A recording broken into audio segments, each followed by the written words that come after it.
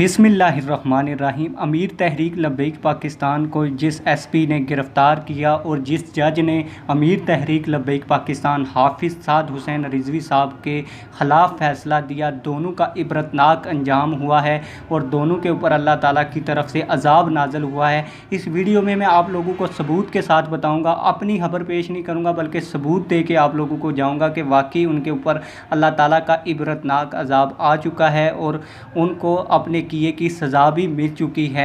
लेकिन ख़बर सुनाने से पहले और सबूत पेश करने से पहले आप लोगों से एक छोटी सी रिक्वेस्ट है, अगर आपने अभी तक चैनल सब्सक्राइब नहीं किया तो चैनल ज़रूर सब्सक्राइब करें और इस इतनी प्यारी वीडियो को ज़रूर लाइक करके जाएं। तो ख़बर ये है, ये आपको मेरी वीडियो की स्क्रीन के ऊपर एक अखबार है, बड़ा मोतबर अखबार है, इसकी ख़बर कभी गलत नहीं होती।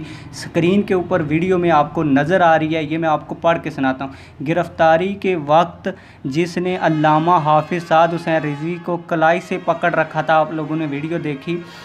डूंगी का सदर एसपी हफीज़ुर रहमान आजकल अदालत में जलील हो रहा है। जज कल अपनी बैज वर्दी उतार आना, तुम्हें 6 माह कैद की सज़ा सुनाई है। एसपी हफीज़ुर रहमान माफ़ कर दें, जज माफ़ी की दरख्वास्त मुस्तरद, कल जेल जाने की तैयारी करके आना। ये वही एसपी है जिसने हाफिज़ साद हुसैन रिजवी साहब को कलाई से पकड़ा हुआ था। दूसरे नंबर के ऊपर जस्टिस कासम की खबर इसी अखबार के ऊपर है। ये वो जस्टिस है, पहले आप लोगों को पता था कि हाफिज़ साद हुसैन रिजवी साहब से अब हमारी लीगल टीम ने एक दरख्वास्त दी थी कि हमें मिलने की इजाज़त दी जाए, तो इस जज ने जस्टिस कासम ने मुस्तरद की थी। तो इसने कहा कि जब मैं रिटायर हो जाऊंगा तो मुझे पुलिस से ख़तरा है, पुलिस मुझे मार देगी, यानी कि उसको अपने अजाब आने की ख्वाबें पहले ही आना शुरू हो गई हैं। उम्मीद करता हूँ आप लोगों को ये वीडियो बहुत पसंद आई होगी। अगर वीडियो पसंद आई है, वीडियो को लाइक करके जाएँ, चैनल को सब्सक्राइब करके जाएँ ताकि आने वाली नई वीडियोज़ आप लोगों तक बआसानी पहुँचती रहें।